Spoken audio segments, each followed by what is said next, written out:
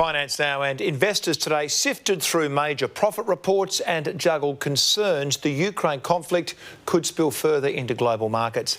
For more, I'm joined by Scott Phillips, Chief Investment Officer at Motley. Scott, good evening to you. Telstra was the stock on everyone's lips today as profits slid down 4%. What's behind the drop?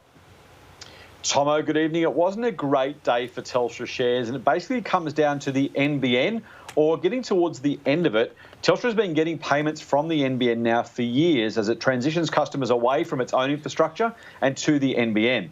Now, Andy Penn's CEO today saying this is the last major payment or last major decline they'll suffer as a result of that change. They're expecting next year to be no NBN impact and hopefully a growing momentum from its own business. He calls it a pivotal year, 2022, so maybe another 6 months of pain to come. Hopefully this time next year they're showing some good growth.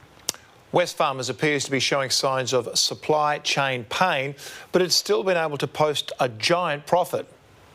Massive profit, unfortunately a slight dividend reduction, and this was basically down to a whole grab bag of things, but it's the retail malaise in one snapshot. COVID costs are one, supply chain is another, and of course it was cycling on really good results this time last year. The Bunnings lockdown projects were a real feature of 2020 and 2021. They went away, of course, as we got back to business, and so add all those together, and then Kmart having 25% of its business days effectively shuttered because people couldn't go to their stores. And it was a really rough half for Bunnings, for Wesfarmers. As you say, a good result in total.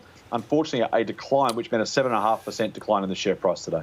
Keen to get your thoughts on some numbers. Australia has delivered some strong jobs data with unemployment remaining steady at 4.2%. Was this reflected in today's share market? It was for a while until the Ukraine news broke and it all went a bit pear-shaped. But these were great numbers, Tomo. 4.2% unemployment. When you think about where we were during January, we had a couple of weeks in December of the Omicron kind of wave and then the shadow lockdown or the quasi-lockdown early in January. So to finish the month pretty much unchanged on unemployment was actually a pretty big win. And I still think we're probably on track for 3 point something sometime this year. Scott, globally, how's Ukraine affecting that? Yeah, it's going to be a tough one. Look, at the moment, we're hoping everything settles down. Early futures trade had the US markets down 1/3%. It will, as always, be massively headline-driven overnight.